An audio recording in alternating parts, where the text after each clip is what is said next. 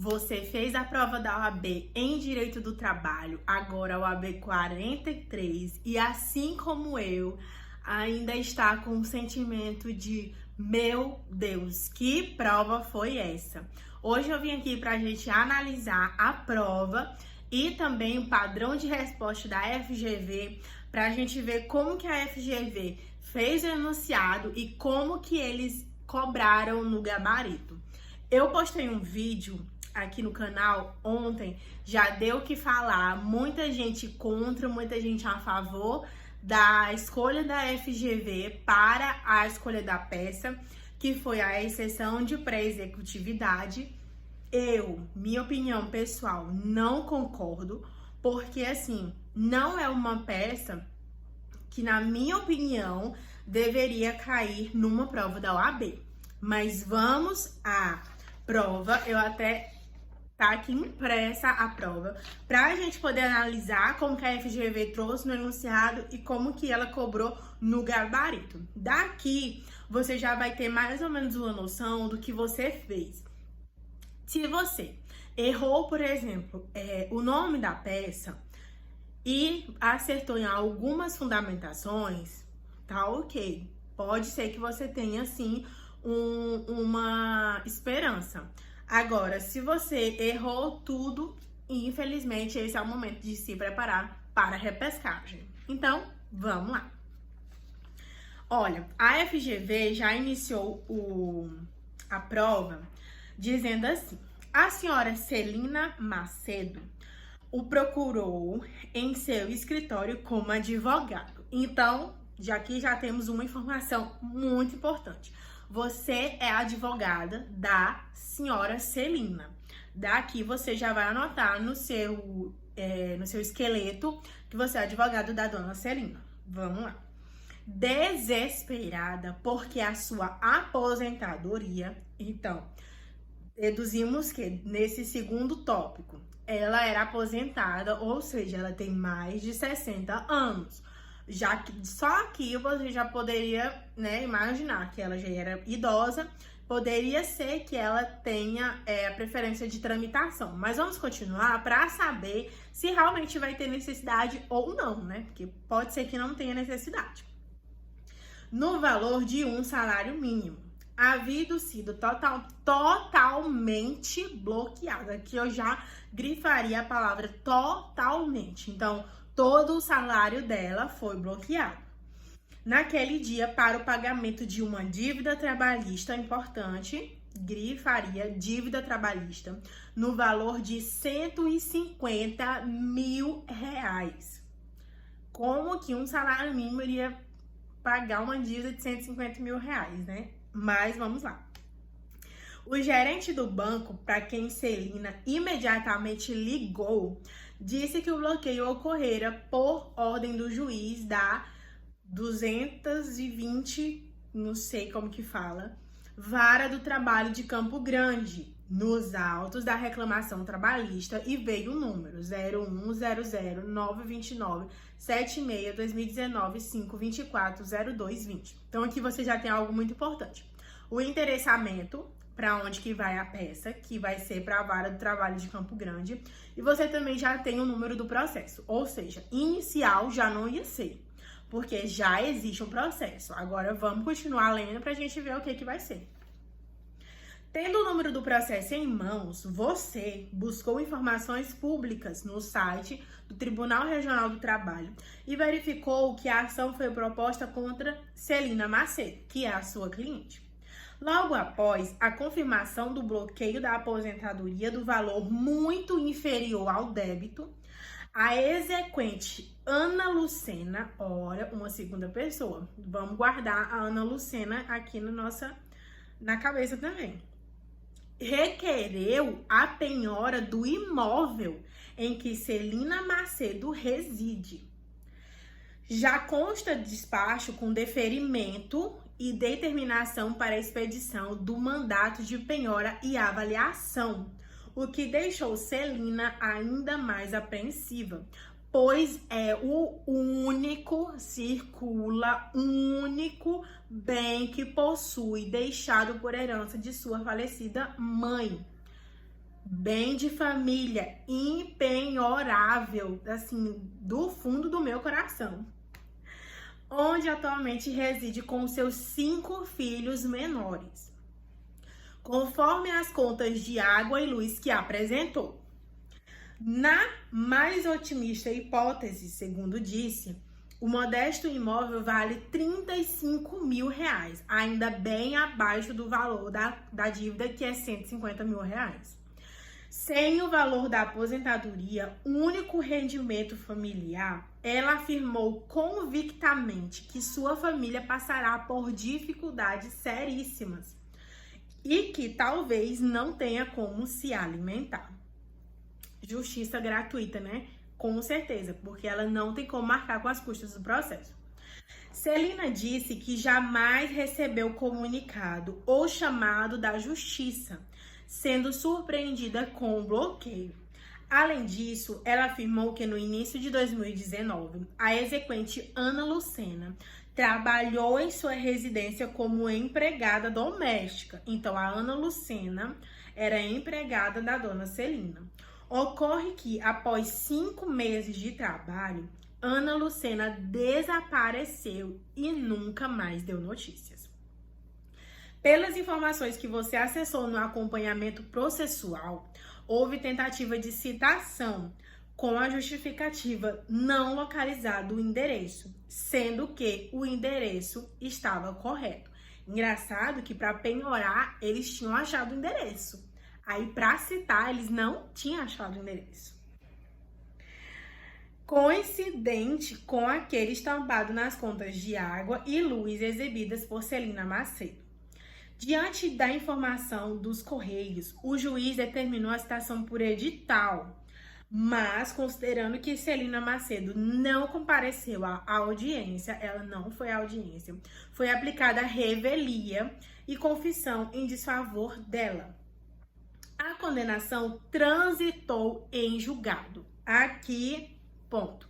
Já não é o inicial, já não é a contestação, transitou em julgado. Agora, vamos pular para a próxima parte, que seria um recurso, né? Mas vamos continuar a leitura. A condenação transitou em julgado em fevereiro de 2020 e algumas tentativas de execução. Então, transitou em julgado, não foi apresentado nenhum recurso, já iniciou a fase de execução de Celina Macedo. Foram feitas sem sucesso, tendo Ana Lucena abandonado o processo, mesmo intimada pessoalmente em julho de 2020 para dar prosseguimento a ele. Em junho de 2024, um novo advogado se apresentou para defender o seu interesse, requereu a juntada de subestabelecimento e o bloqueio de qualquer valor ou benefício previdenciário de Celina Macedo, o que foi acatado sem qualquer fundamentação jurídica, com o início de constrição dos seus bens e direitos. Considerando os fatos narrados, elabora a medida processual que permita a defesa global dos interesses de sua cliente Celina Macedo. Pela primeira vez, eu vejo a FGV trazendo na última frase, no último tópico, que eu sempre falei pra vocês nos outros vídeos aqui do canal, que é o tópico mais importante da peça, de quem é seu cliente, né? Ele já deixou claro de que era da Celina Macedo. Sabendo-se que a condição financeira dela tornará impossível a garantia integral do juízo. E aqui que estava todo como que eu posso dizer, todo o X da questão. Porque exatamente aqui onde ele disse, sabendo-se que a condição financeira dela tornará impossível a garantia integral do juízo, é aonde você teria, né, que ter pensado que seria uma exceção de pré-executividade. Agora vamos ao gabarito comentado. O que a FGV gostaria que você tivesse trazido na sua prova? O examinado deverá formular uma peça no formato de exceção de pré-executividade, dirigida ao juízo da 220, Vara do Trabalho de Campo Grande, qualificando as partes envolvidas, tendo como excipiente Celina Macedo e como excepta Ana Lucena. Já temos, né? Como se fosse autor, réu, requerente, requerido. Aí você vai qualificar a Celina, iria qualificar a Celina e qualificar a Ana Lucena também. Deverá requerer a gratuidade da justiça, pois é responsável por 5 menores e recebe um salário mínimo na forma do artigo 790, parágrafos 3º e 4º da CLT. Isso aqui a gente já falou. Sabendo-se que nesse incidente são admitidas apenas matérias de ordem pública, deverá requerer a nulidade de todo o processo, porque foi nula e inexistente a citação na forma do artigo 803, inciso 2 do CPC. Foi que a gente conversou sobre a citação, não foi válida, porque a dona Celina não foi citada nesse processo. Terceiro, quarto, deverá requerer a impenhorabilidade do imóvel, porque se trata de bem de família, na forma do artigo 1º da Lei nº 8.009 de 90, eis que revogado o inciso 1 do artigo 3º do diploma, pelo artigo 46 da Lei Complementar 150 de 2015, que é a lei do empregado doméstico.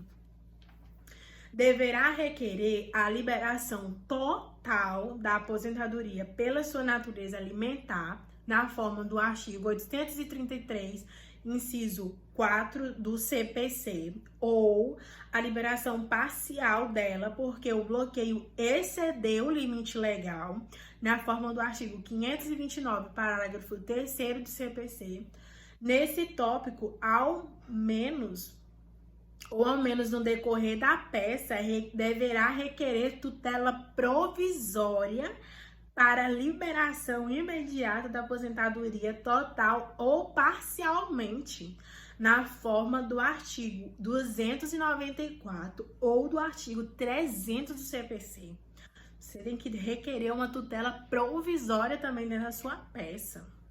Tudo isso em 5 horas. E ainda tinha as questões. Deverá requerer a decretação da prescrição intercorrente, porque a execução ficou paralisada por mais de 2 anos, que foi até o que eu falei com vocês ao final, né? 2020, e ela só retornou em 2024, se passaram 4 anos. Com certeza, a prescrição intercorrente, porque ficou paralisada por mais de 2 anos, na forma do artigo 11A, ou 11A, parágrafo 1º, ou 11A, parágrafo 2º da CLT. Então, quem citou o 11A aí, ou parágrafo 1º ou parágrafo 2º, vai pontuar. Deverá requerer o pagamento de honorários advocatícios, conforme o artigo 791A da CLT, com certeza, e formular o encerramento da peça, reiterando a tutela provisória de urgência ou de evidência, a procedência dos pedidos e, por fim, indicar data, local, advogado e OAB. E é isso. Apenas. Isso a gente falando somente sobre a peça. Ainda tinha mais 4 questões A e B para vocês responderem. A minha indignação é tanta que, assim, não é uma peça para ser cobrada na OAB, na minha opinião, porque muita gente boa que estudou bastante para fazer essa peça não conseguiu fazer a prova, não conseguiu fazer a peça, não conseguiu se recordar, se lembrar, porque foi uma coisa muito específica. Parece assim que se numa pós-graduação tivesse, por exemplo, um exame de ordem numa pós-graduação de direito, tudo bem, se a pós-graduação fosse mais na área de execução. Porque, assim, é uma coisa tão específica que literalmente não é uma coisa que um bacharel em direito, que um estudante de direito, que uma pessoa que está estudando para a OAB, ela vai conseguir fazer. Se você conseguiu, meus parabéns, que você seja muito feliz. Mas eu fiquei extremamente abismada com essa escolha dessa peça, porque não tem cabimento, gente. Infelizmente, não tem cabimento. E aí a pergunta que fica é: Será que a prova da OAB é uma prova para testar o conhecimento jurídico, para testar o conhecimento prático, ou para fazer uma pegadinha ou armadilha para que as pessoas caiam? E aí fica aí o nosso questionamento. E o vídeo de hoje foi esse. Eu espero que vocês tenham gostado, que possa ter tirado aí um pouquinho do peso que está nas costas de vocês, porque eu sei que esse momento não é fácil, essa terceira fase da OAB. De você ficar esperando o resultado, de você saber que você já está na repescagem, ou se você já estava na repescagem, de ter que fazer a prova novamente. Mas esse é o momento de não desistir, é de persistir. De você pegar, rever tudo aquilo que você estudou, ficar 100% melhor para a próxima prova. E esperamos que a FGV reveja aí os conceitos dela, que na próxima prova seja uma prova totalmente diferente em direito do trabalho, porque assim, eu fico indignada porque, ó, eu tô aqui com o site aberto com as provas que caíram. E assim, administrativo caiu uma inicial, uma ação popular, top. Civil caiu uma contestação, uma ação de despejo, muito bom. Constitucional caiu um mandato de segurança, que é uma inicial também, olha que legal.